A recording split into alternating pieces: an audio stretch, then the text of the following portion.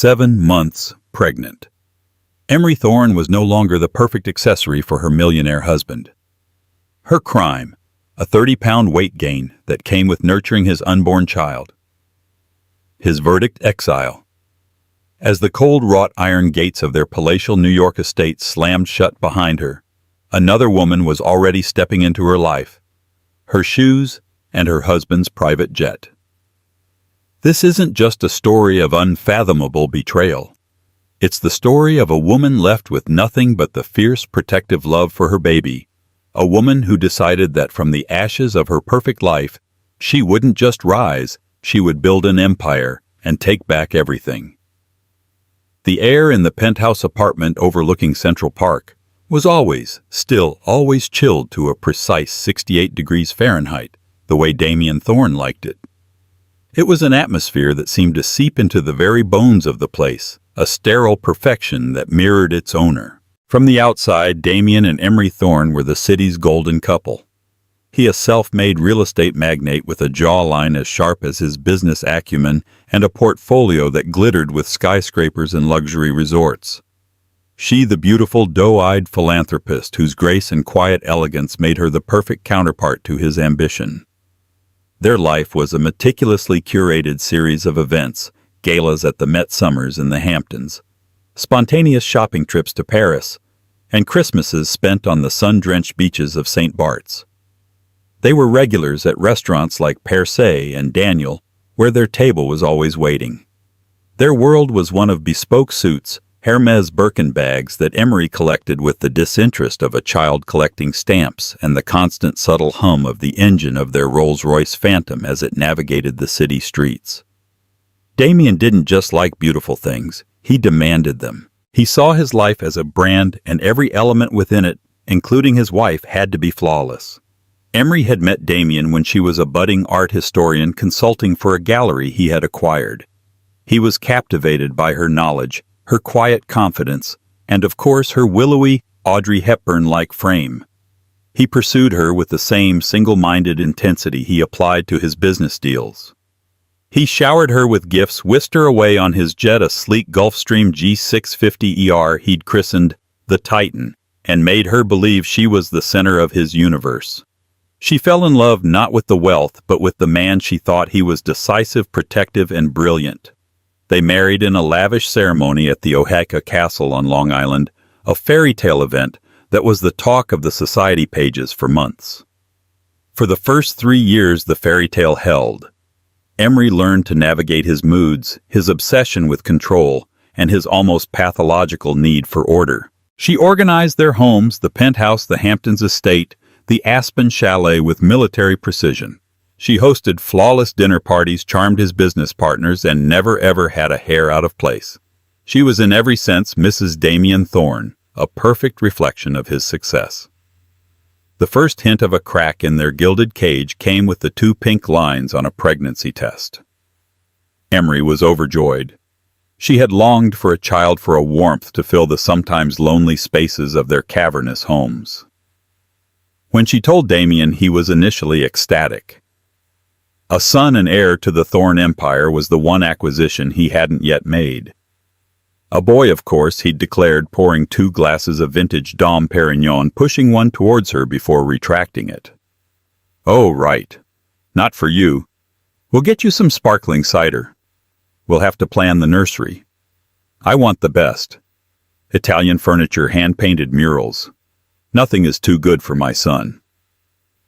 The joy, however, was short-lived. It began to curdle as Emery's body began to change. The first trimester was a blur of morning sickness that left her pale and exhausted. Damien's patience wore thin. "Are you still sick?" he'd ask, his tone laced with annoyance as he fastened the cuff of his Richard Mille watch. "You need to get a handle on this, Emery.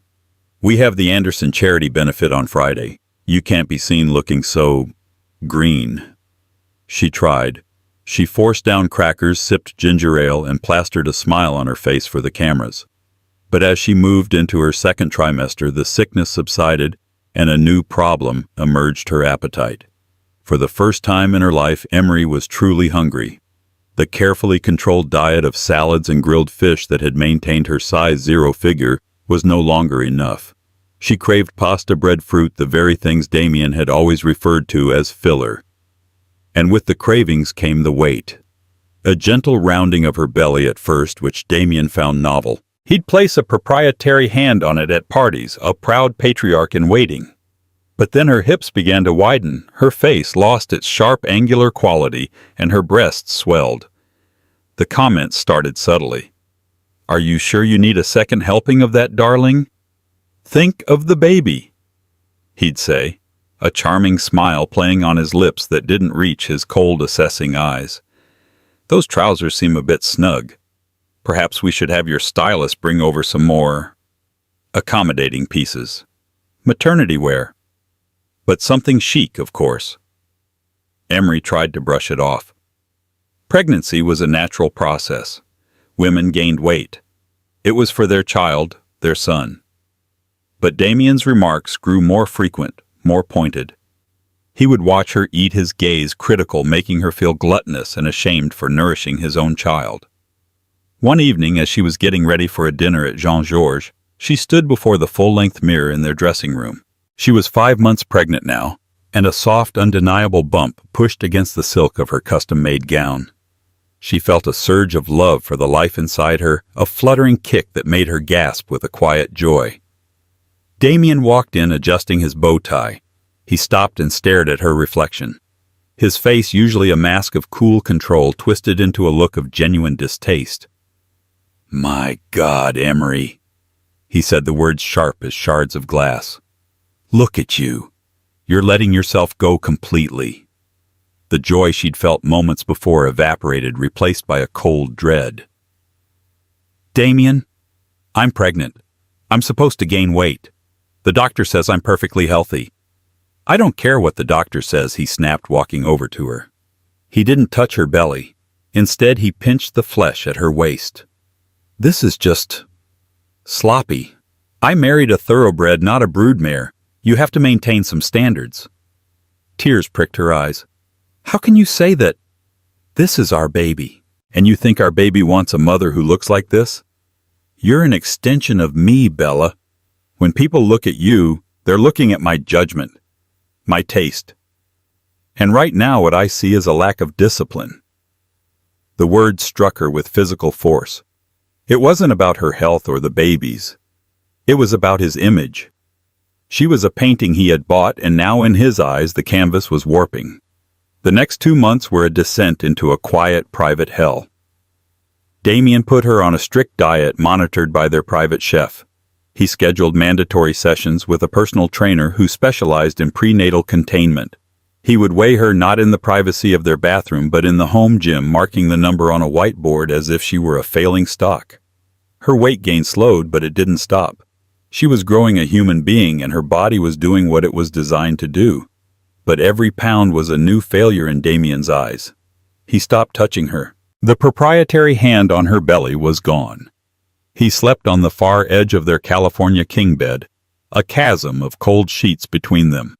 Their social life dwindled. He made excuses to attend events alone, claiming she needed her rest.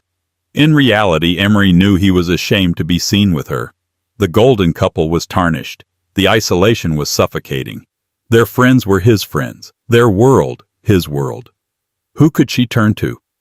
Admitting the truth that her billionaire husband was starving her, weighing her like livestock, felt insane. They would never believe it. They only saw the charming, successful Damien Thorne, the man who gifted hospitals and funded orphanages.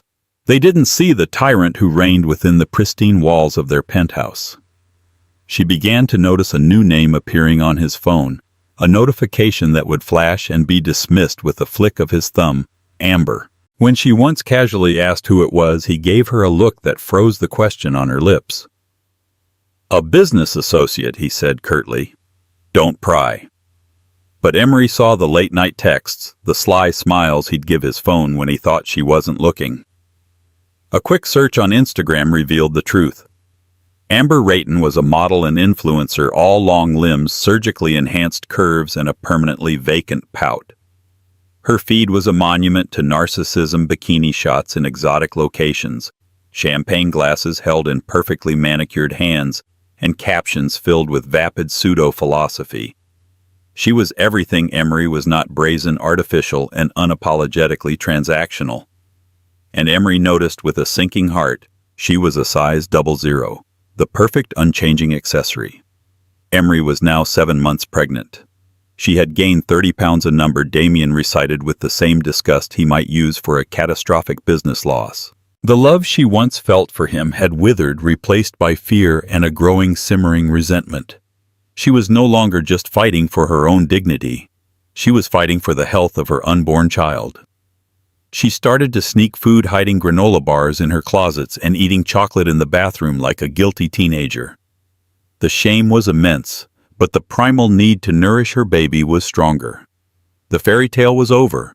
She was living in a beautiful, expensive cage with a keeper who was growing more monstrous by the day. She didn't know it yet, but the door to that cage was about to be flung open, not into freedom, but into a cold, unforgiving abyss. The breaking point arrived, as it so often does, under the glittering chandeliers of a public spectacle. It was the annual fundraising gala for the New York Children's Foundation, an event the Thorns had chaired for the past 2 years. This year, Damien had tried to get out of it. "You're in no condition to be seen, Emery," he'd stated, not asked, a week before the event. He was scrolling through stock reports on his tablet, not even bothering to look at her. She was sitting on the chaise lounge in their bedroom, her swollen ankles propped up on a pillow. "It's for the Children's Foundation, Damien," she replied, her voice steady despite the tremor in her hands. "I'm on the board. Not showing up would be a scandal. People will talk." "Let them talk," he scoffed. "Better they speculate than they see this." He made a vague, dismissive gesture in her direction. A spark of defiance, long dormant, ignited within her. "I'm going," she said, her voice firmer this time. "I have a dress. It's been tailored. I will look perfectly acceptable." Damien finally looked up from his tablet. His eyes narrowed into icy slits. "Fine," he hissed. "But if you embarrass me, Emery, I swear to you there will be consequences." The night of the gala, a palpable tension filled the penthouse. Emery had spent hours with her hair and makeup team, who worked miracles to give her a radiant glow, artfully contouring her face to minimize the pregnancy-induced roundness. The dress was a deep emerald velvet, custom designed by Oscar de la Renta's atelier to be both elegant and forgiving. It draped over her 7-month bump, a statement of regal motherhood rather than a concession to it. For a fleeting moment, looking in the mirror, she felt a flicker of her old self, a woman of grace and power. The flicker died the moment Damien saw her. He walked out of his dressing room, resplendent in a Tom Ford tuxedo, and stopped dead. He didn't say a word. He simply let his eyes travel over her, from her carefully coiffed hair down to the swell of her belly, and his lip curled in a silent sneer. It was more devastating than any insult he could have hurled. The ride to the Cipriani Ballroom on Wall Street was silent and cold. Emery stared out at the blurred city lights, her hand resting protectively on her stomach where her baby was kicking gently, oblivious to the storm brewing outside. They made their entrance to a flurry of camera flashes and fawning greetings. Damien slipped on his public mask with practiced ease. He smiled, shook hands, and placed a possessive arm around Emery's waist, pulling her close. To the outside world, they were the picture of a devoted, expectant couple. But Emery could feel the rigidity in his arm, the way his fingers dug into her side, a private signal of his displeasure. "Smile, darling," he whispered in her ear, his breath warm, but his words frigid. "You look like you're heading to a funeral." She forced her lips into a smile, her cheeks aching with the effort. They navigated the crowded room, a constellation of New York's elite. Women in couture gowns air-kissed her cheeks, their eyes darting to her stomach with a mixture of curiosity and pity. Emery had known these people for years, had sat on committees and planned charity auctions with them. Tonight she felt like a complete stranger, a specimen under a microscope. The first hour was a torturous performance. Emery managed to make small talk to discuss the Foundation's latest initiatives, to graciously accept congratulations on the baby. but she was acutely aware of Damien's constant surveillance. When she reached for a canapé, a single harmless-looking bacon-wrapped date, his hand shot out and clamped around her wrist. "Remember your discipline, Emery," he murmured, his voice dangerously low. He smiled at a passing acquaintance. "My wife has been so careful with her diet. For the baby, you know."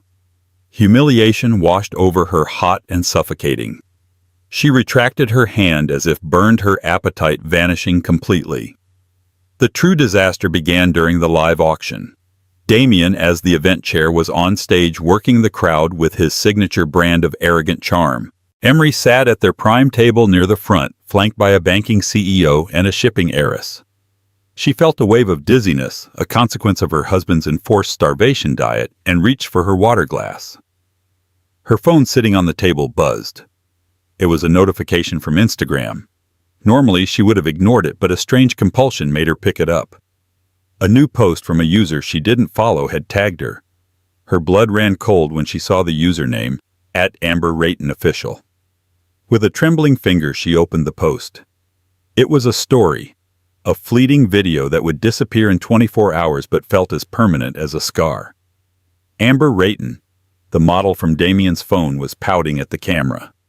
She was in what was unmistakably the back of a luxury car, the bespoke cream leather and polished wood trim of the Thorne family Rolls-Royce. The video was shot from a low angle, showing off her cleavage in a tight, revealing dress. She didn't speak. She just winked, then panned the camera to the side. For a fraction of a second, the sleeve of a man's tuxedo came into view, a Tom Ford tuxedo identical to the one Damien was wearing on stage not 50 feet away. The caption was a single taunting word, "soon." And tagged in the post were two accounts, @Damien Thorne and @Emery Thorne. The air rushed out of Emery's lungs. This wasn't just an affair. This was a declaration of war. Amber hadn't just posted this for her followers. She had sent it directly to Emery, a digital poisoned arrow aimed straight at her heart in the middle of her husband's keynote event. The timing was malicious, designed for maximum impact, for maximum humiliation. It was a power play, a move to show Emery that she was being replaced, and the woman replacing her was already in her car, in her life. Emery felt the room tilt. The auctioneer's voice, Damien's voice, the chatter of the crowd, it all faded into a dull roar. The woman next to her, the shipping heiress, glanced over. "Emery, dear, are you all right? You've gone white as a sheet." Emery couldn't answer. She stood up abruptly, knocking her chair back with a clatter that drew a few stares. She had to get out. She had to breathe. Turning her back on the stage where her husband was auctioning off a week-long stay at their St. Bart's villa, she fled. She stumbled through the labyrinthine corridors of the historic building, her velvet gown feeling like a lead weight. She found a deserted side exit and pushed it open, stepping out into the cold, damp night air of a lower Manhattan alleyway. The stench of garbage and stale beer was a grotesque contrast to the perfumed air of the ballroom. She leaned against the cold brick wall, gasping for air, her heart hammering against her ribs. Betrayal was a physical thing, a crushing weight on her chest. It wasn't just the cheating. It was the audacity, the cruelty, the public nature of it all. This was a coordinated attack, and she knew with sickening certainty that Damien was a part of it. The tuxedo sleeve was no coincidence. Amber was his guest, hidden away somewhere waiting. Minutes later, the heavy door creaked open again. It was Damien. The charming mask was gone, replaced by a face contorted with pure fury. "What in the hell do you think you're doing?" he spat, advancing on her. "You walk out in the middle of my speech. You make a scene. Do you have any idea how that looks?" Emery held up her phone, her hand shaking so violently she could barely hold it steady. She showed him Amber's post. "This Damien. This is what I'm doing. Who is she? And why is she in our car tagging me on social media?" He glanced at the phone and his expression didn't shift. There was no surprise, no denial, only cold, hard annoyance. "Her name is Amber," he said, as if explaining a tedious business detail. "And you are overreacting." "Overreacting?" Emery's voice cracked, a mixture of disbelief and hysteria. "She is publicly humiliating me, humiliating us, and you're letting her—" She's a part of my life now, Emery, he said, his voice dropping to a chillingly calm tone. It's time you accepted that. Look at you. He gestured to her body with open contempt. You've become a liability, an embarrassment. You're emotional, you're bloated, you're not the woman I married. Each word was a hammer blow. I am carrying your child, she shrieked, the sound echoing in the narrow alley. Don't you dare use that as an excuse, he roared, his composure finally breaking. You think that gives you a free pass to turn into this cow? I gave you everything, Emery, a perfect life, and all you had to do was maintain your end of the bargain. You had to be beautiful. You couldn't even do that. The raw, unfiltered cruelty of his words finally broke through her shock and grief, replacing it with a white-hot rage. The bargain? She whispered, her voice trembling with fury. Was that the bargain, Damien? To be your pretty, silent, anorexic doll? To be an object on your shelf that you could discard the moment it showed a single imperfection? Yes, he shouted, his face inches from hers. That was the bargain, and you broke it. He turned to go back inside. Clean yourself up and get back to the table. We will discuss your future later. But Emery didn't move. The spell was broken. The man she had loved, the life she had lived, it was all a lie. A beautifully constructed, soul-crushing lie. She stared at the closed door, the muffled sounds of applause filtering through. He had gone back to his adoring crowd, leaving her in the filth of the alley. She was no longer just in a cage. She was being cast out of it.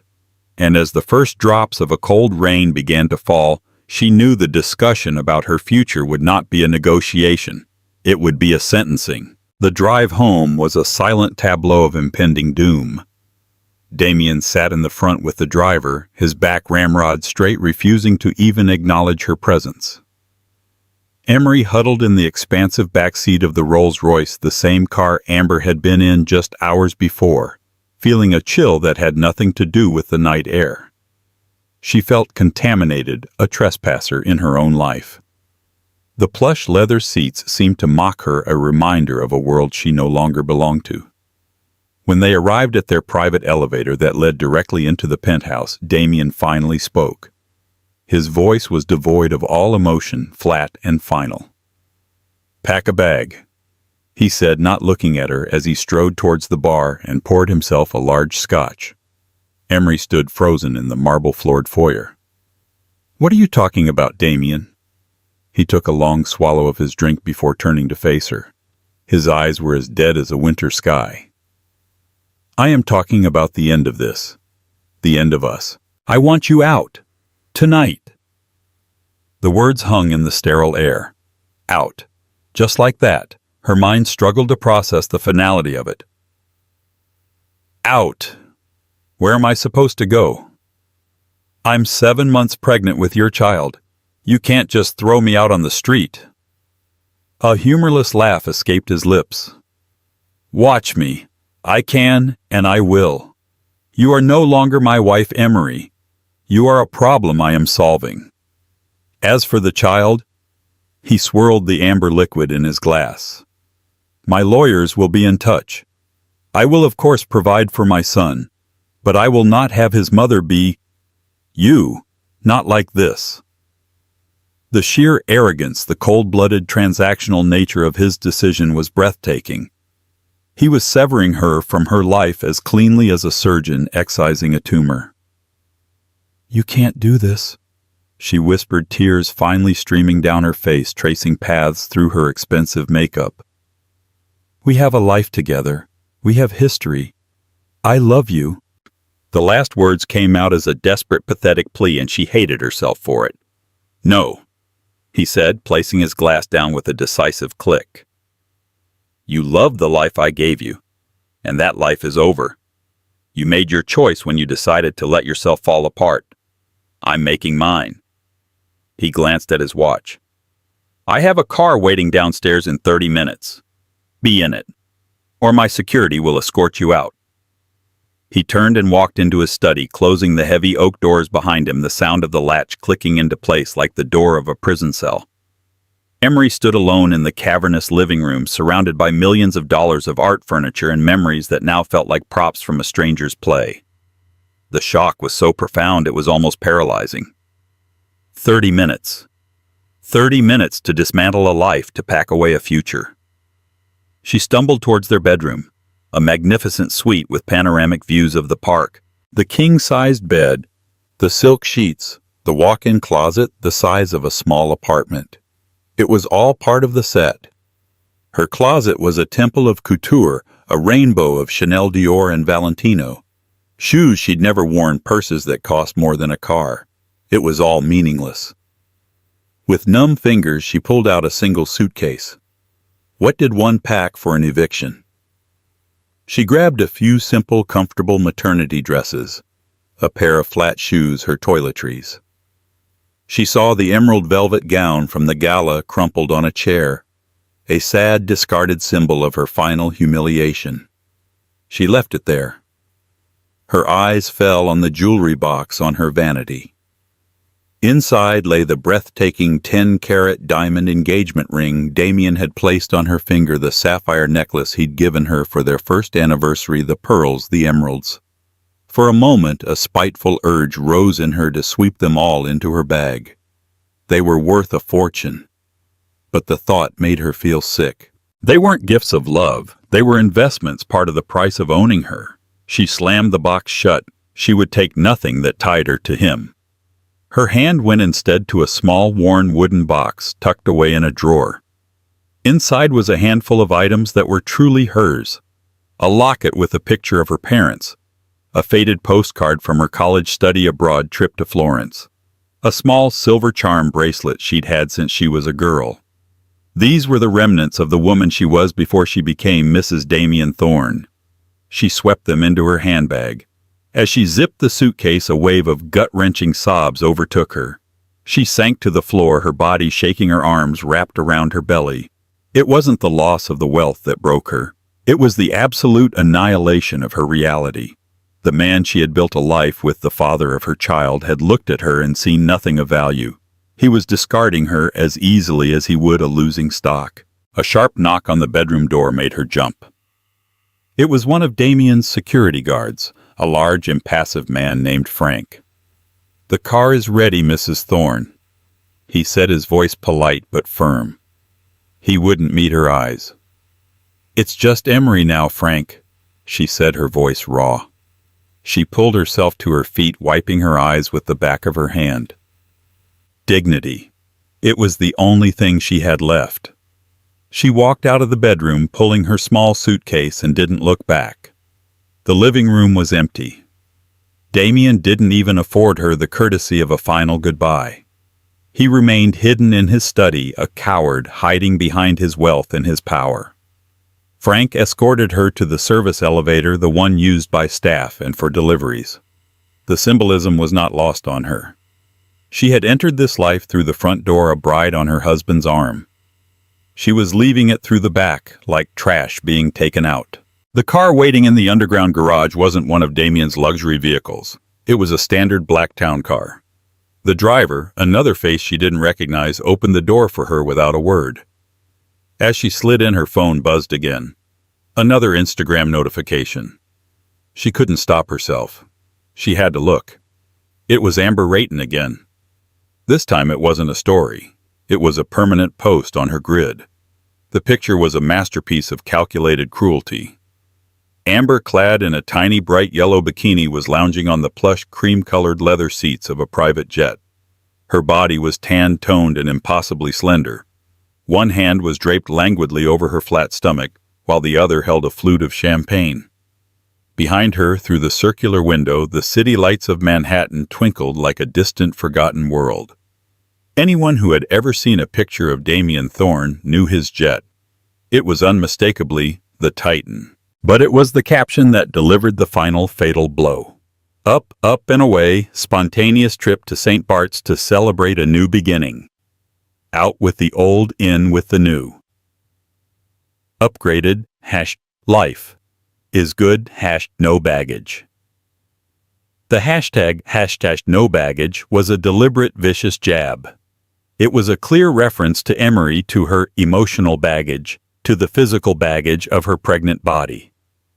Emery stared at the screen, a low guttural sound of pure anguish escaping her lips. The picture had been posted just minutes ago. While she was being thrown out into the street, her replacement was boarding her husband's jet, heading to their vacation home, toasting a future that was supposed to have been hers. Damien hadn't even waited for her to be gone. The betrayal was so swift, so complete, it was almost surreal. He hadn't just moved on. He had orchestrated a seamless, brutal transition, ensuring his life of perfection continued without so much as a moment's interruption. The car pulled out of the garage and into the rain-slicked streets of the city. Emery looked at her own reflection in the window. A pale, tear-streaked face, a woman with a single suitcase and a baby on the way, cast out into the night. Then she looked back down at the phone, at the image of the tanned, bikini-clad mistress in the private jet. The grief for a moment was a physical inferno threatening to consume her entirely. But then something else began to flicker in the embers. A tiny spark of something cold and hard and furious. He had called her a liability, an embarrassment, baggage. He had thrown her away. He had forgotten one crucial thing. This baggage he'd discarded had a heartbeat. Two, in fact. Her own and the strong, steady one of the child nestled inside her. And a mother's love she was beginning to realize could be the most dangerous force in the world. He had taken her life, but he had given her a reason to fight. And as the town car sped away into the darkness, leaving the glittering spire of her former home behind, Emery Thorne made a silent vow to her unborn child. They would be back, and they would not be asking for permission. They would be taking what was theirs. The war was not over. It had just begun.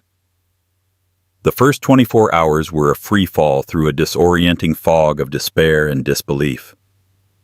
The anonymous town car deposited Emery on the curb of a Harrison hotel in Midtown, a monument to beige functionality. The driver didn't help with her single suitcase. He simply popped the trunk and sped away, severing her final link to the world she once knew. The lobby was a sea of neutral tones, smelling faintly of industrial cleaner and the burnt coffee of weary travelers. It was clean, efficient, and utterly devoid of soul, a stark, brutal contrast to the bespoke floral arrangements and hushed elegance of her former home. Checking in felt like a surreal out-of-body experience. As the indifferent clerk tapped at his keyboard, Emery stared at her own reflection in the polished brass of the check-in counter. Her face was pale and puffy, her eyes raw from crying, her couture maternity dress now looking absurdly out of place. She gave her maiden name Emery Hayes, and the name felt foreign on her tongue, a ghost from a past life. She paid for a single night with the emergency visa she'd kept from her pre-Damien life, her fingers trembling as she slid it across the counter, praying it wouldn't be declined. The room was suffocatingly small. A queen bed with a stiff patterned duvet, a dark wood desk scarred with the rings of other people's glasses, and a single window that offered a dismal view of a soot-stained brick wall. The air was thick with a stale, recycled chill. This was it. This was the abyss. She sank onto the edge of the bed, the mattress groaning under her weight, and the sheer totality of her fall from grace crashed down on her. Just last night she had slept on fret linens in a penthouse that floated above the city lights. Tonight her world had shrunk to this sterile 10 by 12-foot box. She was an exile, a non-person. Mrs. Thorne, the society hostess, the patron of the arts, the woman whose opinion on table settings was once breathlessly quoted in magazines, had been summarily executed. In her place was a 7 months pregnant woman with one suitcase, a dwindling bank account, and a future as blank and grim as the brick wall outside her window. Driven by a masochistic compulsion, she opened her phone. The screen glowed a portal to the life that was no longer hers. Amber Rayton's Instagram account was a vibrant, sun-drenched spectacle of cruelty. Each new post was a meticulously crafted torment. There was Amber laughing on the deck of Damien's yacht, the Tempest, the turquoise waters of St. Bart's sparkling behind her. Emery's heart seized. She and Damien had spent their second anniversary on that very yacht. There was Amber raising a glass of rosé at a table at Eden Rock, the caption, a gushing tribute to the most romantic dinner ever. That was Emery's favorite table, the one with the perfect view of the sunset over the bay. Damien had always made sure they had it. Then came the photo that made her physically sick. Amber posing for a selfie in what was clearly the master suite of the St. Bart's villa. Draped around her tanned, slender neck was a delicate vintage diamond necklace from Van Cleef & Arpels. A third anniversary gift.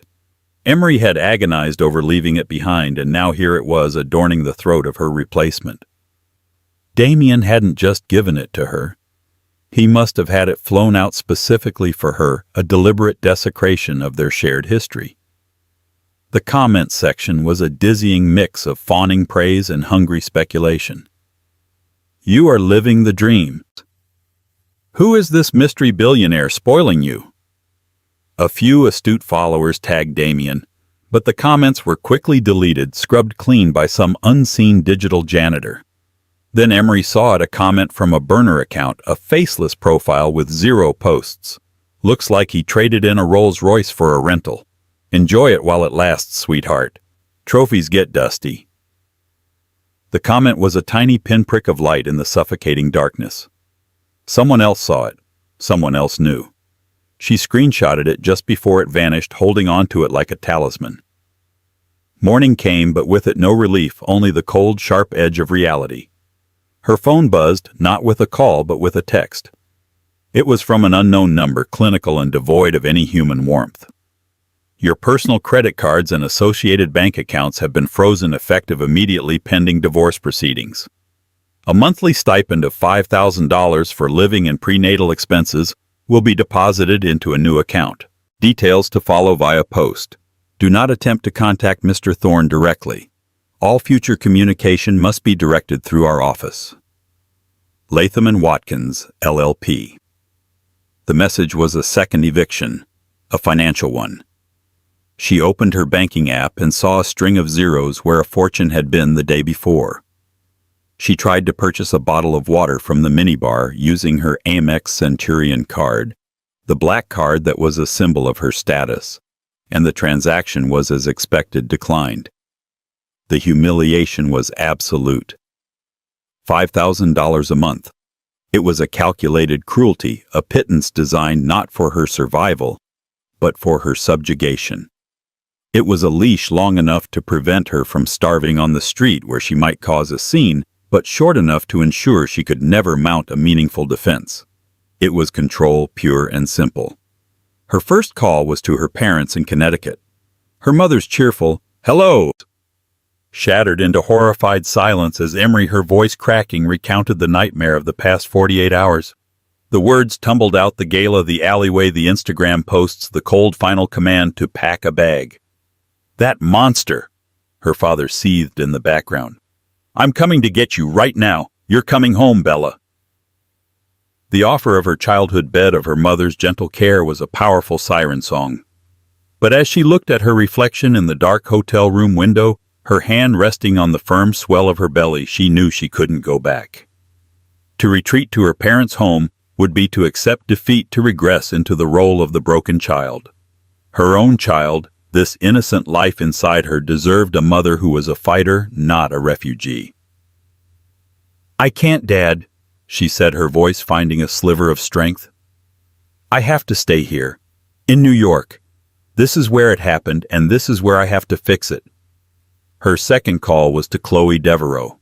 Chloe, a sharp-witted art dealer who had married into a notoriously stuffy old-money family, had always been an ally, a fellow traveler in the gilded cages of Manhattan's elite.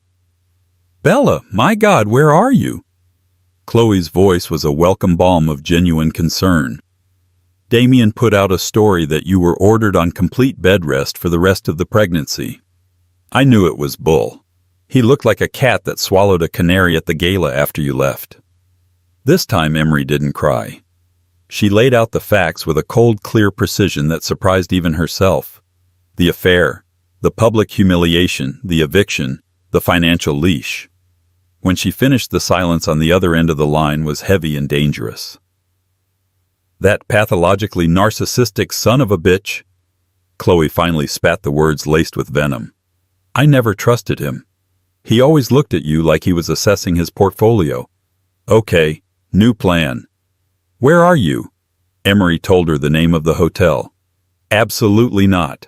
You are not staying in some godforsaken tourist trap where the bed probably has a 5-star rating on Bedbug Advisor. I'm sending my driver Stefan. He'll be there in 20 minutes. Pack your bag, and for the love of God, Emery, get off Instagram. Stop drinking the poison he's serving." An hour later, Emery was stepping out of a discreet black SUV and into a different world. Chloe hadn't taken her to her own sprawling Park Avenue apartment, but to a charming private garden apartment on a tree-lined street in the West Village. It was a world away from the cold modernism of the penthouse. It had warm hardwood floors, overflowing bookshelves, and a cozy fireplace. A small private garden at the back was filled with pots of herbs and late-blooming roses. It felt like a home, not a showroom. "It's an investment property," Chloe explained, pulling Emery into a fierce, protective hug. "It's yours, for as long as you need it. No rent, no questions. Consider it a grant from the Women Scorned by Vile Billionaires Emergency Fund." "Now," she said, leading Emery to a comfortable armchair. "First things first, we need a lawyer. Not one of the silk-stocking guys who plays golf with Damien's buddies. We need a shark. We need a woman who will fillet him and serve him for lunch." Chloe was a force of nature. By that afternoon, she had secured an appointment with Thea Pappas, a divorce attorney so legendary and so feared that her name was only ever spoken in hushed, reverent tones. Her nickname in the legal community was the Widowmaker, for her uncanny ability to leave powerful, arrogant men legally and financially bereft. The meeting was the next day. Emery, dressed in the most professional-looking maternity dress she owned, felt a knot of anxiety tighten in her stomach. Thea Pappas's office, in a sleek tower overlooking the Hudson, was the epitome of quiet, lethal power. No clutter, just clean lines, modern art, and a commanding view. Thea herself was in her late 50s with piercing blue eyes that missed nothing, a razor-sharp gray bob, and an aura of unshakable competence. She didn't offer fake sympathy. She offered Emery a glass of water and a comfortable chair. "Ms. Devereaux gave me the broad strokes," Thea began, her voice calm and measured. "But I need to hear it from you, from the beginning. Every detail, no matter how small or humiliating." Emery took a shaky breath. She started with the joy of her pregnancy, and then, her voice gaining a steely edge, she recounted the escalating cruelty, the weigh-ins, the dietary control, the constant criticism. She detailed the public humiliation at the gala, showing Thea the screenshots of Amber's taunting posts, the timestamp proof that her replacement was boarding the jet to St. Bart's while she was being thrown into the street. She finished with the lawyer's text, the financial guillotine. Thea listened without interruption. Her fingers steepled, her gaze intense. When Emery fell silent, the attorney leaned back in her high-backed leather chair. A slow, thin smile touched her lips. "He is breathtakingly arrogant," Thea said, a glint of battle in her eyes. "And in my line of work, arrogance is a gift. It makes men sloppy. It makes them predictable. This is very good for us." "Good?" Emery asked, her voice a whisper. "He has everything. All the power, the best lawyers. He's left me with nothing." "He hasn't left you with nothing," Thea corrected her, leaning forward. Her voice was soft but held the resonance of steel. "He's left you with his child, his heir. In the state of New York, a judge will take a very dim view of a man who evicts his pregnant wife, and he's left you with a narrative. The beautiful, supportive wife cast aside during the most vulnerable time of her life for a cheap affair. The public humiliation, the meticulously timed Instagram posts. This isn't just a divorce, Mrs. Thorne. This is a story. And we are going to seize control of that story." For the first time in what felt like a lifetime, a fragile tendril of hope unfurled in Emery's chest. "He wants to play dirty," Thea continued, her voice hardening. "He thinks he can use his power to silence you. We'll use his power against him. We file for divorce immediately. The grounds will be adultery and extreme mental cruelty. We subpoena everything his and Ms. Rayton's phone records, text messages, emails. Travel manifests for the Gulf Stream. Credit card statements for the no-limit Amex he gave her. We will build an irrefutable timeline of this affair, proving it was a long-term calculated conspiracy to replace you. We will paint a picture of a monster so obsessed with his public image that he emotionally abused and starved his pregnant wife. Thea stood and walked to the window, looking out at the city. He thinks he can buy your silence with $5,000 a month. He wants to drag this out, bleed you dry. We're going to make this divorce so public, so messy, and so financially catastrophic that his board of directors will get stomach ulcers. His shareholders will demand he settle. We are not aiming for a fair settlement, Emery. We are aiming for a punitive one. One that provides for you and your child for the rest of your lives and makes Damien Thorne think twice before he ever treats another human being like a disposable asset. The weeks that followed were a strange dichotomy.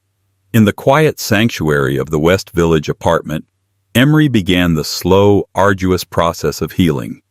Guided by Chloe's fierce friendship, she found a therapist who specialized in trauma and emotional abuse.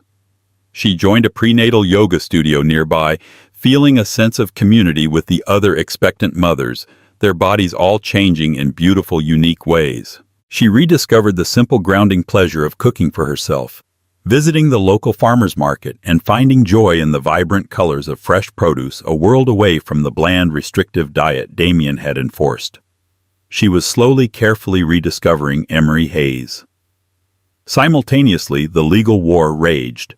Damien's high-powered lawyers at Latham & Watkins were every bit as aggressive as Thea had predicted. They filed motion after motion, trying to bury her team in paperwork. Their first settlement offer was a joke, a lump sum that wouldn't even cover the cost of the art in her old living room, contingent on a draconian non-disclosure agreement that would have forbidden her from ever speaking about her marriage. Thea Papa sent it back with a single handwritten note: "You can't be serious." Then came discovery. Thea's team of forensic accountants and investigators were relentless, and they found gold. Text messages between Damien and Amber that were more damning than Emery could have imagined.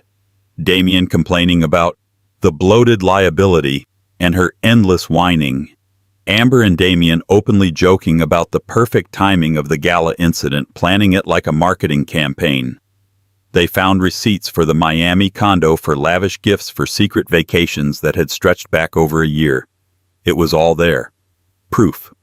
The pain of reading it was immense, but it was overshadowed by a profound, clarifying vindication. She wasn't crazy. It was all real. Armed with this evidence, Thea's team began to fight back, not just in the courtroom, but in the court of public opinion. Anonymous, carefully selected details were leaked to veteran gossip columnists. The narrative began to shift. The initial story of a billionaire trading up for a younger model was replaced by whispers of shocking cruelty. The phrase "abused his pregnant wife" began appearing in headlines. Amber Rayton, once the triumphant victor, found the comments on her Instagram feed turning from adoration to vitriol. Her carefully curated image was crumbling. Damien, accustomed to absolute control, was apoplectic. His clean, swift execution of his marriage had devolved into a bloody public war. His company's stock, once impervious, took a small but noticeable hit. The brand of Damien Thorne was becoming toxic. One cool autumn evening, as Emery was walking home from her yoga class, feeling a moment of genuine peace, she saw him. He was leaning against a black Mercedes parked just down the street from her apartment building, his face etched with a fury and exhaustion she had never seen before. Her breath caught, but the old fear was gone, replaced by a cold, steady calm. She continued walking, her hand resting on her belly. "Emery," he called out, his voice strained. "We need to talk." She didn't stop. "We have nothing to talk about, Damien. If you want to communicate, you can speak to my lawyer." He moved quickly, blocking her path and grabbing her arm. "This has gone too far. The leaks, the newspapers. You're trying to ruin me."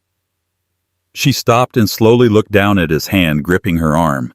Then she lifted her gaze to meet his. Her eyes were clear and direct. "You threw me out of our home while I was carrying your child," she said, her voice quiet but unwavering. "You allowed your mistress to publicly taunt and humiliate me. You cut me off financially and tried to erase me from my own life. Don't you dare talk to me about ruining people." His face fell, his arrogance momentarily punctured by the simple, unassailable truth of her words. She pulled her arm from his grasp with a finality that startled him. "You did this to yourself," she said, stepping around him. "Now, if you'll excuse me, I need to go rest. It's what's best for your son." She walked into her building without looking back, leaving him standing alone on the darkening sidewalk. For the first time in his meticulously curated life, Damien Thorne looked utterly and completely defeated. The power dynamic had irrevocably shifted. He had started a fire certain she would be consumed by the flames. He had never once imagined that she would emerge from them not burned but forged into something stronger than he could ever comprehend. Emery's journey from a discarded wife to a symbol of resilience captivated the city. Her story wasn't just about a marriage falling apart.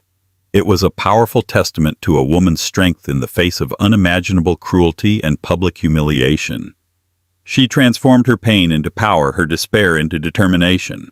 While Damien's carefully constructed empire began to show deep, irreparable cracks under the weight of his own arrogance and the public scandal, Emery focused on building a new life, one of authenticity, strength, and most importantly, love for her soon-to-be-born child.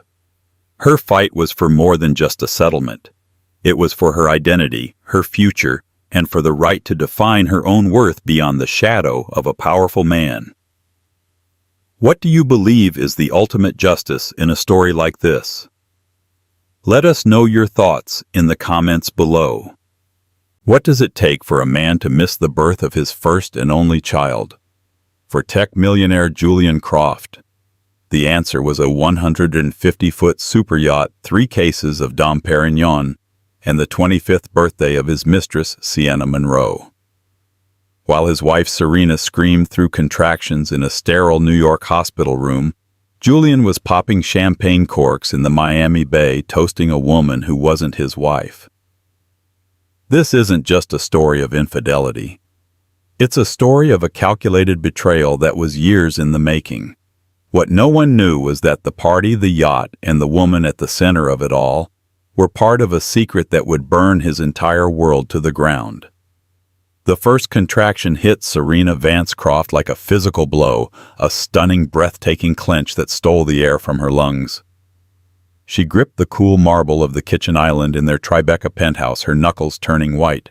Outside, a violent July thunderstorm was lashing against the floor-to-ceiling windows, the sky a bruised purple gray that mirrored the sudden tempest in her own body. Another wave of pain crested sharp and undeniable. It was happening. 3 weeks early, but it was happening. Her hand trembled as she reached for her phone, her thumb hovering over the contact photo of her husband Julian Croft. It was a picture from their wedding 2 years ago. Him smiling, eyes bright with an ambition she had once mistaken for adoration. Now she just saw the ambition. She pressed the call button. It rang once, twice, then a third time before clicking over to the smooth, infuriatingly calm voice of his voicemail. "You've reached Julian Croft. I'm currently unavailable. Leave a message." "Julian, it's me," she breathed, trying to keep the panic from her voice. Another contraction was building a deep pulling tide. "It's time. The baby is coming. My water just broke. Please call me back. I'm calling Dr. Miller and then heading to Lenox Hill. Please just get on a plane." She hung up and sent a text, her fingers clumsy. "It's happening. Baby is coming now." Then a follow-up more desperate. "Julian, please answer me." No response. She knew where he was. He was in Miami for a critical last-minute investor meeting. A deal, he'd claimed, that would catapult his tech firm Innovate into the stratosphere. He had sounded so convincing, his hand on her swollen belly, promising he'd be back by morning, that he wouldn't miss a thing. "It's for us, Elle. For our family. He'd murmured his kiss, feeling more like a transaction than an act of love. But Serena wasn't a fool. She was the daughter of the Vances, a family whose old money roots were so deep in New York they were practically part of the bedrock. She knew the difference between a business trip and an escape. And she knew about Sienna Monroe. She had known for 6 months, ever since a private investigator hired on a gut feeling she could no longer ignore had delivered a discreet manila envelope containing photographs. Photos of Julian and a stunning raven-haired woman laughing on a balcony in Cabo, holding hands in a Soho bistro, kissing in the back seat of his own town car. Her sister Clara had urged her to leave him then and there. "He's a parasite, Elle." Clara had seethed, her loyalty fierce. "He married the Vance name to get his foot in the door, and now he's disrespecting it, and you with this Instagram model." But Serena had hesitated. For the baby. She had held on to a sliver of hope that the reality of fatherhood, the birth of his own son, would be the cataclysmic event needed to shake the selfishness out of him. She had decided to wait, to give him one final chance to prove he could be the man he promised he was. Now, as she leaned against the island, pain radiating through her back, that hope felt like the most naive kind of foolishness. She called her sister. "Clara." "Elle, what's wrong? You sound—" "It's time." Serena gasped, another contraction seizing her. Can you meet me at the hospital? I'm on my way," Clara said, her voice instantly shifting from concerned sibling to military commander. "Forget him. We'll do this ourselves." 500 miles south, the Miami air was thick, hot, and electric, but the storm on the horizon was of no concern to Julian Croft. He stood on the polished teak deck of the Serenity, a 150-foot super yacht he'd chartered for the weekend.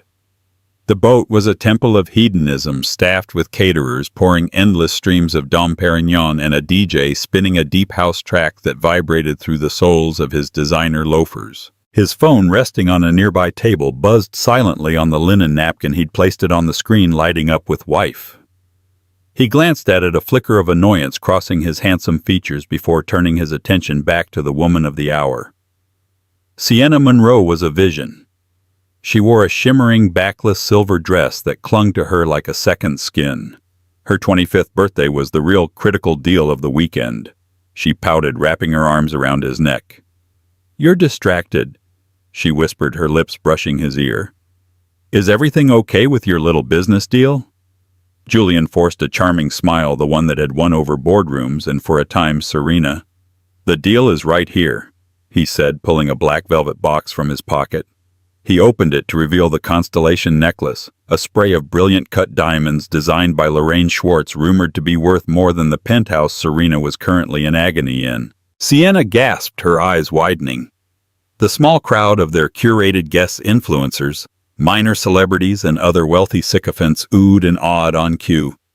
"Julian, I don't know what to say," she stammered, though she looked like she knew exactly what to say.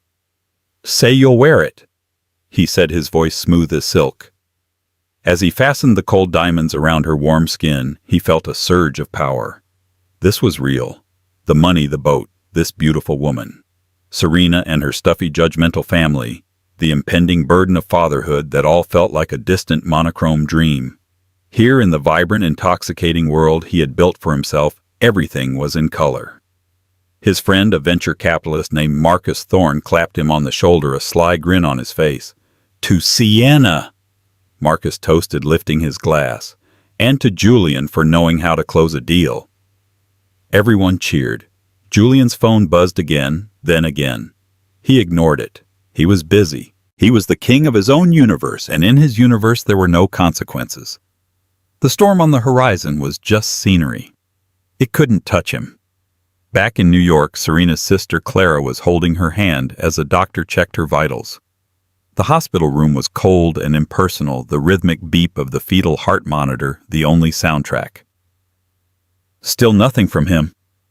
Clara asked, her voice tight with a rage she was trying to suppress for her sister's sake. Serena shook her head, a single tear tracing a path down her temple. "He turned his phone off." She whispered the words, tasting like ash. The hope she'd clung to was gone, replaced by a cold, hard certainty. The man she had married was not just absent. He was gone. And she was utterly, terrifyingly alone on the precipice of the most important moment of her life. The doctor gave her a sympathetic look. "Your blood pressure is a little high, Serena. I need you to try and relax. We're going to take good care of you." Relax. It was a laughable suggestion. How could she relax when her entire life was fracturing, breaking apart as surely and as painfully as her own body was at that very moment? The two storms, the one outside the window and the one inside her heart, had finally merged into one. And she was in the eye of it. The hours that followed were a blur of antiseptic smells, rhythmic beeps, and a pain so profound, Serena felt it was rewriting her on a cellular level. Each contraction was a wave that threatened to drown her, pulling her under into a world of white-hot agony before receding, leaving her gasping on the shore of a few precious minutes of peace. Clara was a constant presence, a steady anchor in the storm.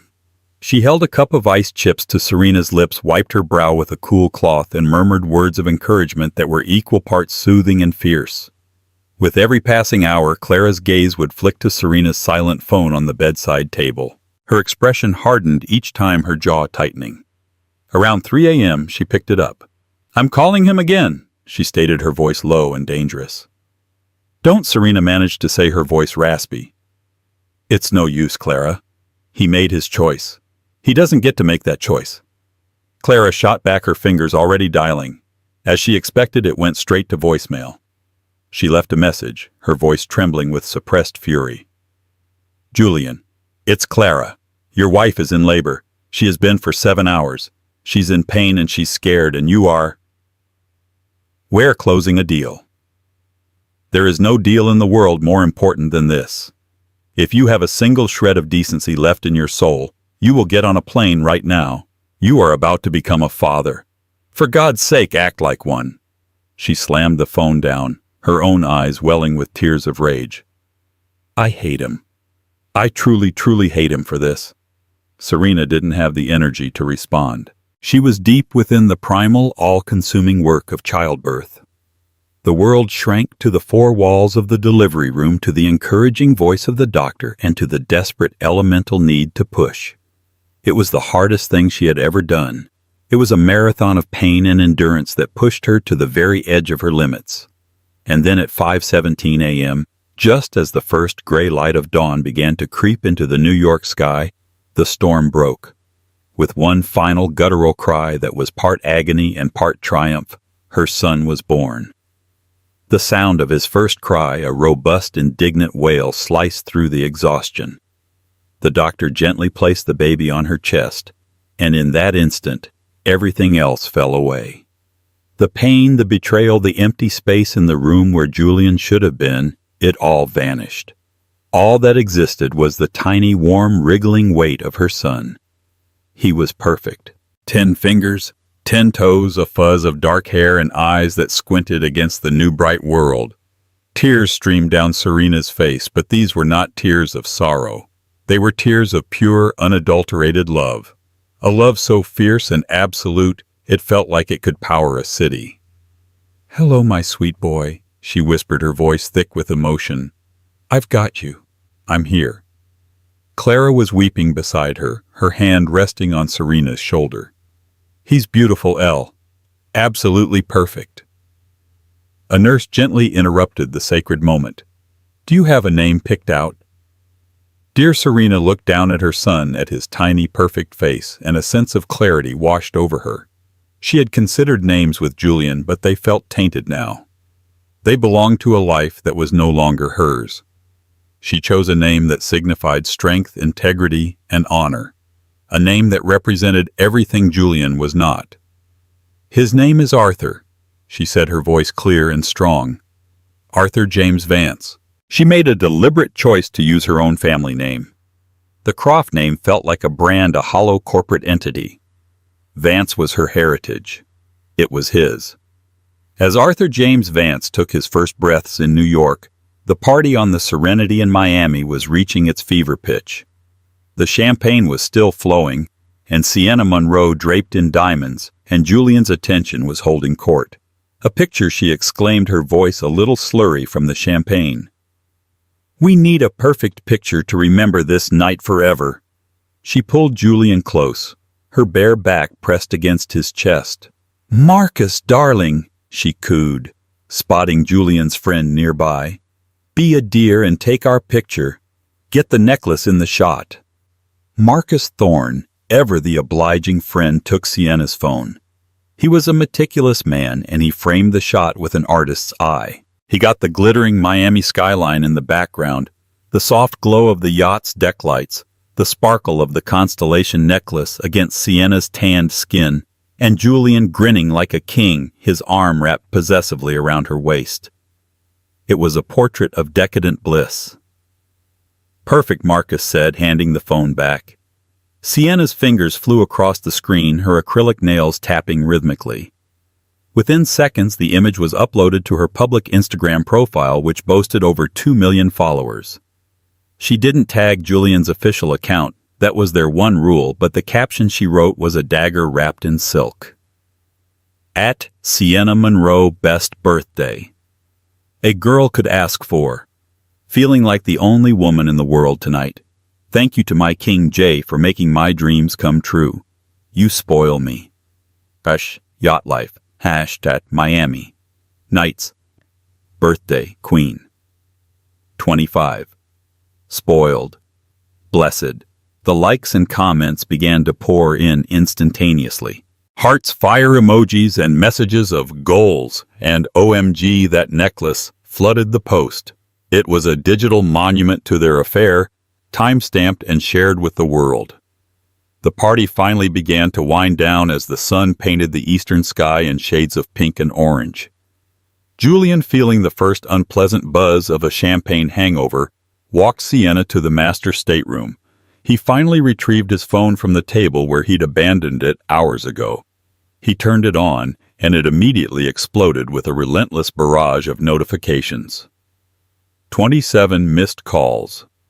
Wife 9 missed calls. Clara Vance, 42 new texts. A cold knot of dread began to form in his stomach, cutting through the alcoholic haze. He opened the texts from Serena first. "It's happening. Baby is coming now.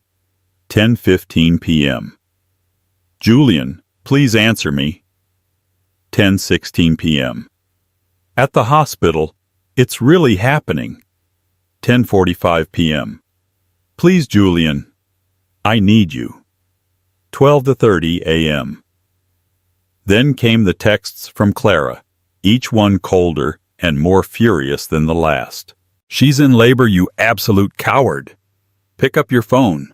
11:00 p.m. Your son is going to be born and you're not here. I will never forgive you for this. 4:00 a.m. Arthur James Vance was born at 5:17 a.m. He weighs 7 pounds 2 ounces. He is beautiful, and he deserved to have his father here. 5:25 a.m. Don't bother coming. 5:26 a.m. Arthur. They named him Arthur. The name hit Julian like a punch to the gut. It was Serena's grandfather's name, a man who despised him.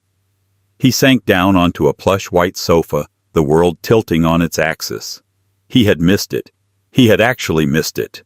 The alibis he'd been constructing in his head, the deal ran late, the storm bad reception, all seemed pathetic and flimsy. Just then, an Instagram notification popped up on his screen. Your friend @Marcus Thorne liked a post from @Sienna Monroe. His thumb, moving as if of its own accord, tapped on the notification. And there it was. The picture. Him, Sienna, the necklace, the yacht. Time-stamped at 2:34 a.m. It had over 150,000 likes already. He scrolled through the comments, a wave of nausea washing over him. Friends of his business associates, even a cousin of Serena's, had liked the post. It wasn't just a picture, it was evidence. It was a verdict delivered and certified by social media for the entire world to see. The cold knot of dread in his stomach turned to ice. This wasn't something he could spin. This wasn't a problem he could throw money at. He hadn't just missed the birth of his son. He had been caught red-handed celebrating his own betrayal at the exact moment he should have been by his wife's side. The king of his own universe was suddenly a fool, and he knew with sickening certainty that his kingdom was about to come crashing down. Julian Croft's return to New York was a frantic, undignified scramble. The seamless luxury he usually commanded had evaporated. There was no private jet waiting on the tarmac. He was forced to book a first-class seat on the next commercial flight, a humbling experience that felt like a personal affront. Surrounded by the mundane reality of ordinary travelers, he was just another man in an expensive suit, his face pale with a mixture of hangover and dread. During the 2.5-hour flight, he didn't think about his wife's ordeal or the son he had yet to meet. He thought about optics. He was a master of narrative, and his life was the ultimate story he had curated. Now that story had a gaping plot hole. He spent the flight rehearsing his lines, crafting a new narrative of noble sacrifice. The deal was falling apart, Elle. They had me over a barrel. I had to stay and fight for it for us. My phone died. The storm knocked out the tower on the quay. It was a complete dead zone. I was going crazy not being able to reach you. Sienna, she's the daughter of one of the investors. It was his party, I was a guest. It would have been a professional catastrophe to leave. I was playing the game Elle, for our future. He refined the lies until they felt smooth, plausible. By the time the plane landed at LaGuardia, he had almost convinced himself. He stopped at the first florist he saw in the terminal and bought a bouquet of roses so large and ostentatious it was practically a parody of remorse. Armed with his props and his script, he took a cab to Lenox Hill, ready to perform the role of a lifetime, the contrite, loving husband. He found Serena's room on the maternity ward and paused outside the door, taking a deep breath to compose his features into a mask of exhaustion and relief. But before he could enter, the door was opened from the inside and he found his way blocked by Clara Vance. Her face was a mask of cold fury. She looked him up and down, her eyes lingering on the ridiculous bouquet with undisguised contempt. "You're not welcome here," she said, her voice barely a whisper yet carrying the force of a command. "Clara, please." Julian began trying to inject a note of weary sincerity into his voice. "I need to see my wife. I need to see my son." "You have a son named Arthur," Clara corrected him, her voice dripping with acid. "And you had your chance to see him. You were busy." From behind Clara, a deeper, calmer voice spoke. "Let him in, Clara." Julian's blood ran cold. He recognized that voice. Robert Vance, Serena's father, stepped into the doorway. He was a tall, impeccably dressed man in his late 60s with a posture that radiated generational power and a gaze that could dissect a man's soul. He looked at Julian not with anger, but with a chilling disappointment that was infinitely worse. Clara reluctantly stepped aside. Julian walked into the room, his rehearsed lines suddenly feeling flimsy and foolish under Robert Vance's silent scrutiny. The room was quiet. Serena was sitting up in bed looking pale and exhausted, but her eyes held a new steely resolve he'd never seen before. She wasn't the soft, forgiving woman he had left 2 days ago. In a bassinet beside the bed, a tiny, perfect baby was sleeping peacefully, oblivious to the drama unfolding around him. "Arthur." Serena Julian began, his voice cracking slightly. He moved towards her, holding out the flowers. "My God, I am so sorry.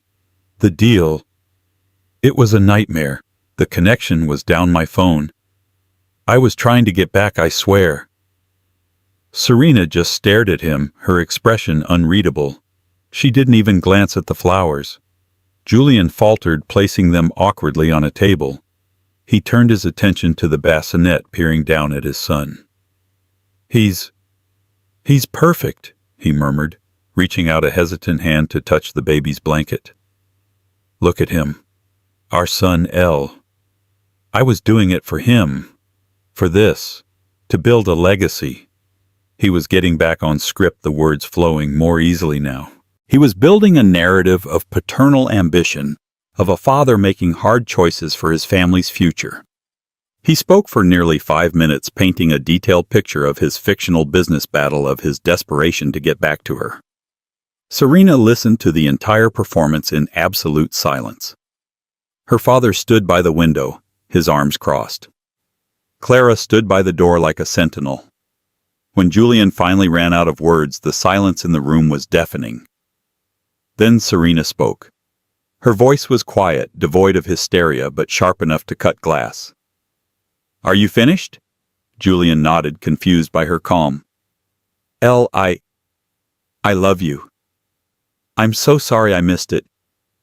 It kills me." "Does it?" she asked, a faint, mirthless smile touching her lips. She reached for her phone on the bedside table. Her movements were slow and deliberate. She tapped the screen a few times, her composure unnerving him completely. Then she turned the phone and held it out for him to see.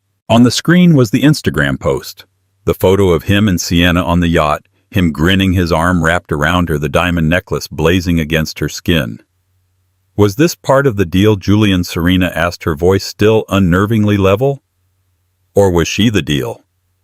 The 25-year-old you had to play the game for. Julian's face went white. The blood drained from his head, and for a second he thought he might faint. His carefully constructed narrative crumbled into dust. That's not what it looks like. He stammered the words, feeling like sand in his mouth. She's the investor's daughter. It was her birthday. I was trapped. She's manipulative. She posted that without me knowing. Stop, Serena said. The single word sliced through his babbling excuses and silenced him. Just stop. The lying is the worst part. It's so insulting. You stand there in front of my father, in front of my son, and you lie to my face. She pulled the phone back, her eyes locking onto his, and then she delivered the blow that shattered his entire world. You think I just found out about this? About her? She asked, her voice dropping to an icy whisper. Julian, I've known you've been seeing Sienna Monroe for 6 months. I hired a private investigator last winter. I have a file in a safe deposit box with dates, times, hotel receipts, and dozens of photographs that are much more incriminating than this little Instagram post. Julian stared at her, his mouth agape. He felt as if the floor had dropped out from under him. He had been so arrogant, so sure of his own cleverness, and she had known all along. I knew this Miami trip wasn't for business, she continued, her voice gaining strength. I knew it was for her birthday. I didn't say anything because I wanted to believe I was wrong. I wanted to give you one last chance to prove you were the man I married. A chance to choose. I thought, surely the birth of his own child? Surely that will be enough. I gave you a choice, Julian. Your mistress's birthday party or your son's birthday. And you chose her. Every word was a nail in his coffin. He wasn't just a cheater who got caught. He was a fool who had been observed, tested, and had failed in the most spectacular way imaginable. The power dynamic had not just shifted. He realized it had never been what he thought it was. He had nothing. No script, no alibi, no narrative. Just the ugly, naked truth of his own character. I want you to leave, she said, her voice final. She looked away from him towards her son. Leave the flowers. I'm sure a nurse can throw them out. My lawyer will be in contact with yours by the end of the day. Julian stood frozen for a moment, his mind unable to process the totality of his defeat. He looked from Serena's stony profile to Clara's triumphant glare to Robert Vance's impassive, judgmental face. He turned and walked out of the room like a robot. As he passed Robert Vance, the older man spoke, his voice low and laced with steel. You didn't just betray my daughter, Julian. You betrayed my grandson. You have made a grave error. And we Vances, we have very long memories. Julian stumbled out into the hallway, the door closing softly behind him, shutting him out forever. The massive bouquet of roses lay discarded on the table inside a garish monument to a lie that was never believed. He was alone in the sterile corridor, the faint sound of a baby's cry coming from the room he could no longer enter. His world hadn't just cracked. It had been systematically dismantled, and he hadn't even seen the demolition crew. Julian Crofts' return to New York was a frantic, undignified scramble that felt like a descent into a personal hell. The seamless luxury that usually insulated him from the world had been stripped away. There was no gleaming private jet waiting on the tarmac, no solicitous pilot inquiring about his comfort. Instead, he was crammed into Seat 2A on a commercial flight, a humbling experience that felt like a deliberate punishment. The scent of recycled air and lukewarm coffee, the proximity of ordinary people with their crying babies and oversized carry-ons, it was all an assault on his senses. He was just another man in an expensive but now wrinkled suit, his face a ghastly shade of pale beneath the harsh cabin lights, a mask of hangover dread and burgeoning panic. During the 2.5-hour flight, his mind, usually a sharp instrument of calculation and strategy, became a frantic workshop of lies. He didn't allow himself to picture Serena in pain or the face of the son he had yet to meet. To do so would be to admit a guilt he could not afford to feel. Instead, he focused on narrative construction. His life was the ultimate story he had curated, and a master storyteller doesn't admit to plot holes. He writes his way out of them.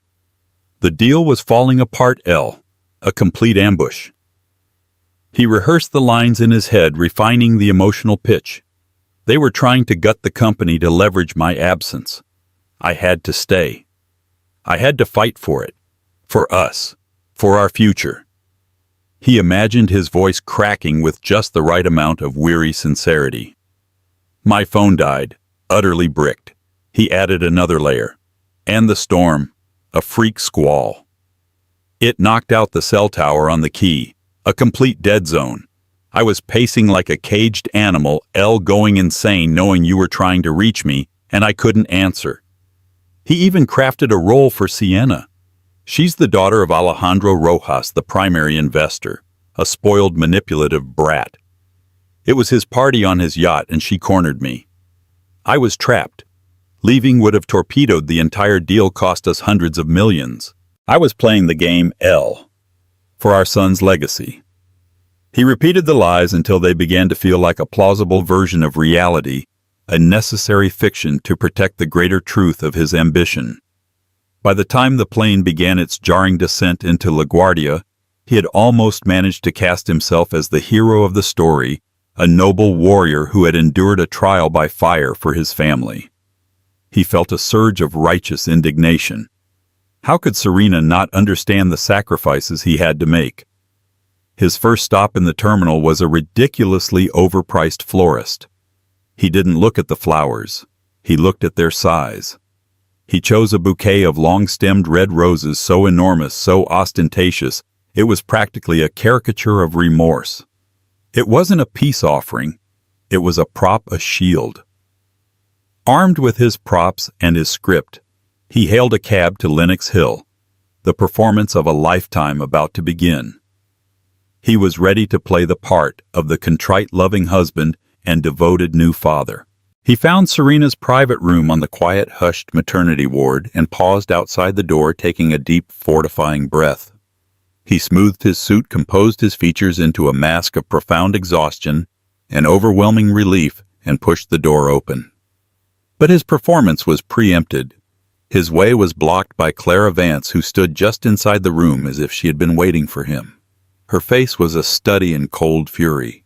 Her eyes, so like her sister's, were narrowed into slits of undisguised contempt.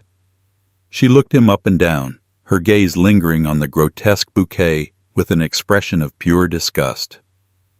"You're not welcome here," she said. Her voice was barely a whisper, yet it carried the chilling force of a judge's sentence. "Clara, please." Julian began his rehearsed lines, already feeling flimsy under her glare. "I need to see my wife. I need to see my son." "You have a son named Arthur James Vance," Clara corrected him, her voice dripping with acid. "And you forfeited your right to see him somewhere between the champagne and the diamond necklace. You were..." Busy. Before Julian could formulate a response, a deeper, calmer voice cut through the tension from within the room. "Let him in, Clara." Julian's blood ran cold. He knew that voice. It was the voice of old money, of quiet, unshakable power. Robert Vance, Serena's father, emerged from the shadows of the room and stepped into the doorway. He was a tall, impeccably dressed man in his late 60s with a ramrod-straight posture that radiated generational authority. He didn't look angry. He looked at Julian with a profound, bone-chilling disappointment that was infinitely worse. His eyes, a piercing blue, seemed to dissect Julian's very soul, stripping away the lies and artifice to see the cheap, grasping creature beneath. Clara reluctantly stepped aside, her hatred a palpable force in the air. Julian walked into the room, his carefully constructed bravado evaporating under Robert Vance's silent scrutiny. The room was quiet save for the soft, rhythmic beep of a monitor. Serena was sitting up in bed. She looked pale, exhausted, but her eyes held a new, steely resolve he had never seen before. This was not the soft, forgiving woman he had left behind. This was a stranger. In a bassinet beside the bed, a tiny, perfect baby was sleeping peacefully, oblivious to the toxic drama unfolding around him. "Arthur!" Serena, Julian said, his voice cracking for real this time. He stumbled towards her, holding out the roses like a pathetic offering. "My God, I am so sorry. So unbelievably sorry." "The deal? It was a nightmare. They tried to bleed me dry. And the connection it was down my phone. I was trying to get back to you, I swear I was." Serena just stared at him, her expression utterly blank. She didn't even glance at the flowers. Julian faltered, placing them awkwardly on a side table where they looked vulgar and out of place. He turned his attention to the bassinet, a desperate pivot. He's perfect," he murmured, his voice thick with manufactured emotion. He reached out a hesitant hand, touching the edge of the baby's soft blanket. "Look at him. Our son L. I was doing it for him. For this. To build a legacy that would protect him forever." He was getting back on script now, the words flowing more easily. He was building his narrative of paternal ambition, of a father making agonizing choices for his family's future. He spoke for nearly 5 minutes, a desperate, babbling monologue, painting a detailed picture of his fictional business, battle of treacherous investors, of his frantic, powerless desperation to get back to her side. Serena listened to the entire performance in absolute, unnerving silence. Her father stood by the window, his arms crossed, a silent, powerful statue. Clara stood by the door like a sentinel, her arms also crossed, a mirror image of her father. When Julian finally ran out of words, his pathetic story hanging in the air, the silence in the room was deafening. Then Serena spoke. Her voice was quiet, devoid of hysteria, but it was as sharp and as cold as a shard of ice. "Are you finished?" Julian nodded, completely unnerved by her calm. This wasn't the reaction he had prepared for. "Elle, I love you. I'm so sorry I missed it. It's killing me."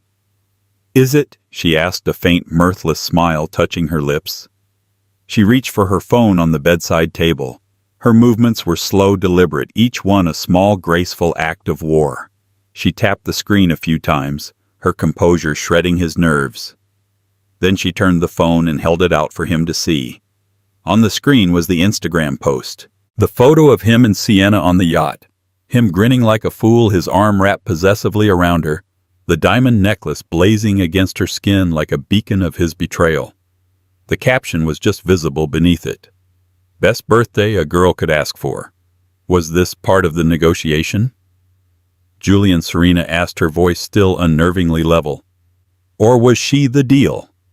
The 25-year-old you had to play the game for? Tell me, does this look like a man who is being killed by his grief? Julian's face went white. The blood drained from his head, and for a second he felt the room tilt. His carefully constructed narrative crumbled into dust, exposing the ugly truth beneath. That's not what it looks like. He stammered the words, feeling like sand in his mouth. She's the investor's daughter. It was her birthday. I was trapped. She's manipulative, unstable. She posted that without me knowing, I swear. "Stop," Serena commanded. The single word sliced through his babbling excuses and silenced him. Her eyes, once so full of adoration for him, were now filled with a cold, hard clarity. "Just stop. The lying is the worst part. It's so insulting. Do you have any idea how pathetic you sound? You stand there in front of my father, in front of my son, and you spin these pathetic, flimsy lies to my face." She pulled the phone back, her eyes locking onto his. And then she delivered the blow that shattered his entire world. "You think I just found out about this? About her?" she asked, her voice dropping to an icy whisper that was more terrifying than any shout.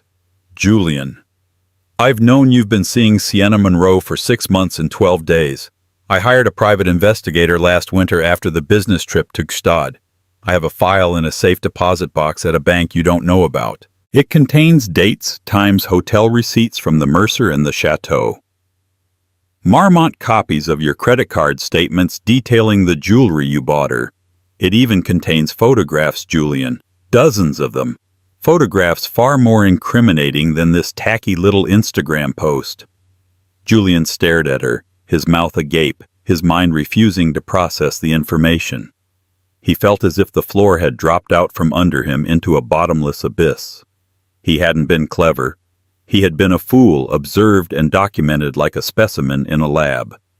"I knew this Miami trip wasn't for business," she continued, her voice gaining strength with every word, with every truth she had held back for months. "I knew it was for her birthday. I didn't say anything because a small, stupid part of me wanted to believe I was wrong. I wanted to give you one last chance to prove you were the man I married, not this monster you've become. A chance to choose. I thought surely the birth of his own child, surely that will be enough to bring him back. I gave you a clear choice, Julian. Your mistress's birthday party or your son's birthday. And you chose her." Every word was a nail driven into his coffin. He wasn't just a cheater who got caught. He was a fool who had been observed, tested, and had failed in the most spectacular and damning way imaginable. The power dynamic he thought he commanded had been an illusion. He had been the one on trial all along. He had nothing. No script, no alibi, no narrative. Just the ugly, naked truth of his own character exposed under the harsh lights of the hospital room. "I want you to leave," she said, her voice final, her gaze shifting away from him towards her son, as if Julian himself had already ceased to exist. "Leave the flowers. I'm sure a nurse can put them in the trash. My lawyer will be in contact with yours by the end of the day. He already has the file." Julian stood frozen for a moment, his mind a maelstrom of shock and humiliation. He looked from Serena's stony profile to Clara's triumphant glare to Robert Vance's impassive, judgmental face. He was an insect pinned to a board. He turned and walked out of the room like an automaton. As he passed Robert Vance, the older man spoke for the first time since letting him in, his voice low and laced with the chill of impending winter. "You didn't just betray my daughter, Julian. You betrayed my grandson before he even took his first breath. You have made a grave error in judgment. And we Vances, we have very long memories." The words were not a threat. They were a statement of fact, a promise of a cold and methodical reckoning. Julian stumbled out into the hallway, the door closing softly behind him, shutting him out of that world forever. The massive bouquet of roses lay discarded on the table inside a garish monument to a lie that was never for a moment believed. He was alone in the sterile corridor, the faint sound of a baby's cry coming from the room he could no longer enter. His world hadn't just cracked. It had been systematically dismantled by people he had fatally underestimated. And he had a sickening feeling that the demolition was only just beginning. Katerina Sokolov's televised confession was not just a bombshell. It was a nuclear event that vaporized the last remaining vestiges of Julian Croft's life.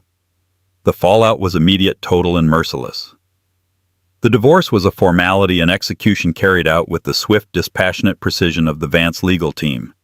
Faced with irrefutable proof of both infidelity and the original corporate fraud against Andrei Sokolov, Julian's lawyers advised him to capitulate completely. He signed the papers in a sterile conference room, the stroke of his pen transferring 50% of his Innovate shares, the very foundation of his identity, into the Arthur James Vance Trust. His son was now a majority shareholder in his former empire, and his ex-father-in-law Robert Vance was the man controlling the votes.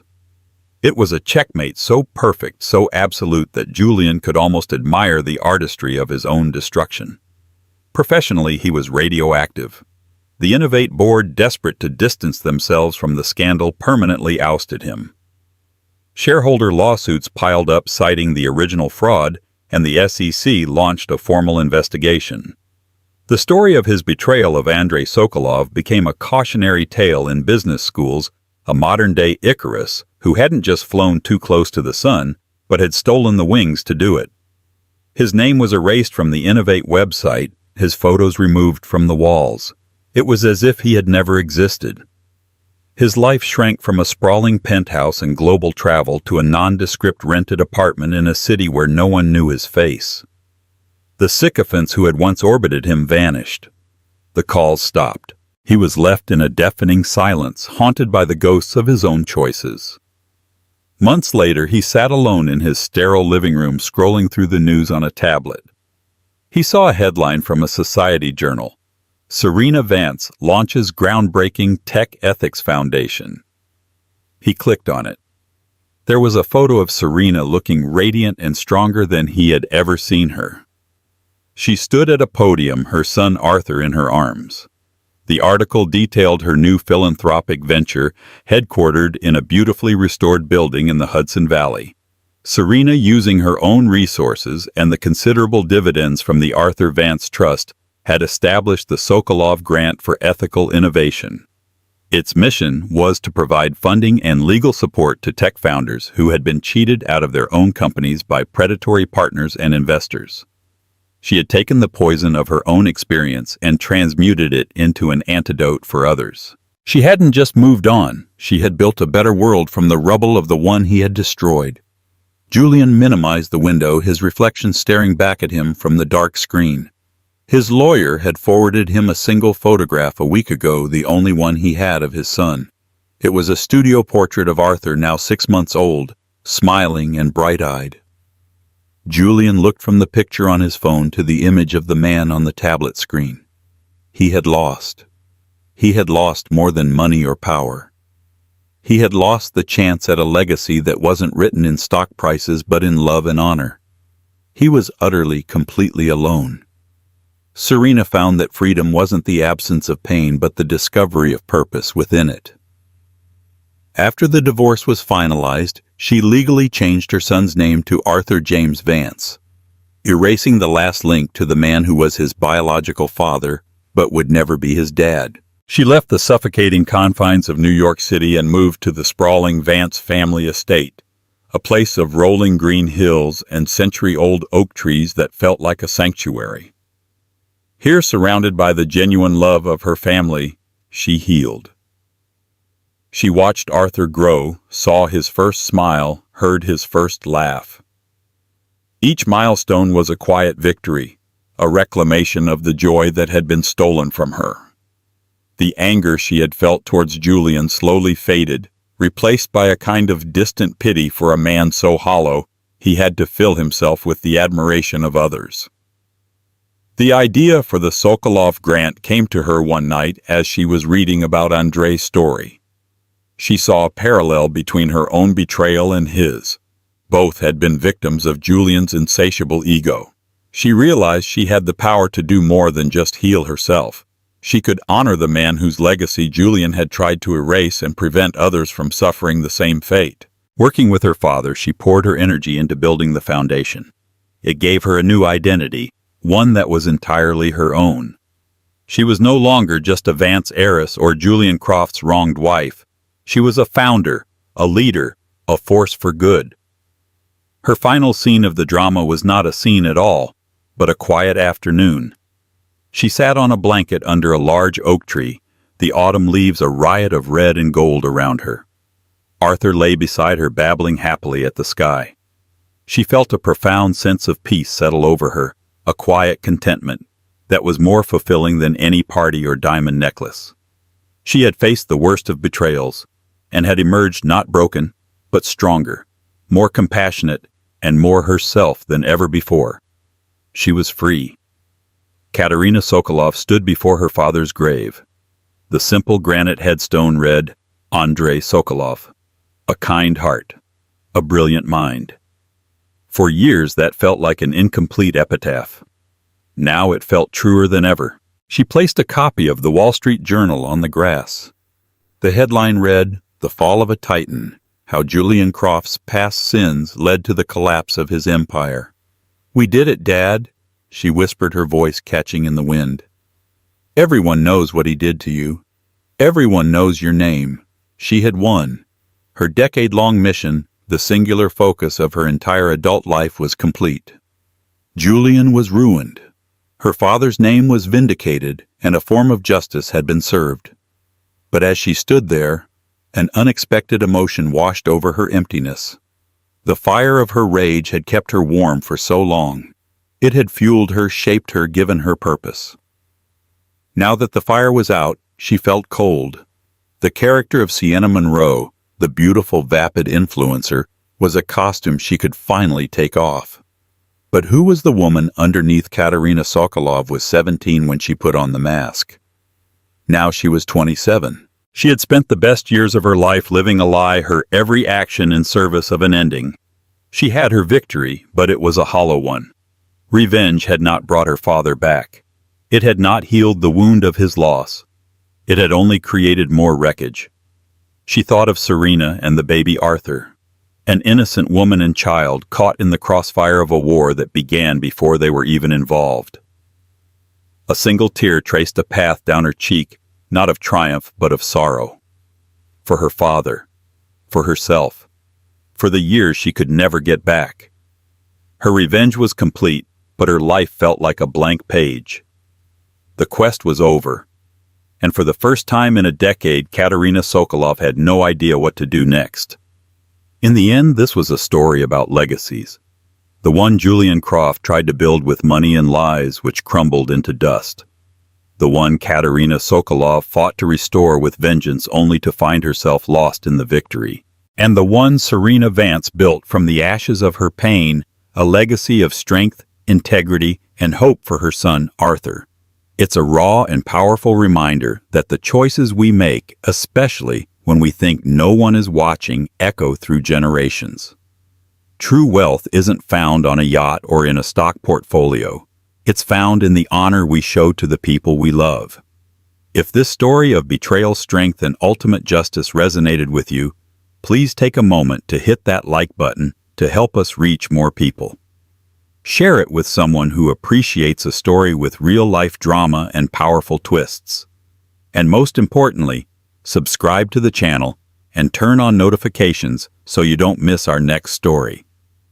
Thank you for listening.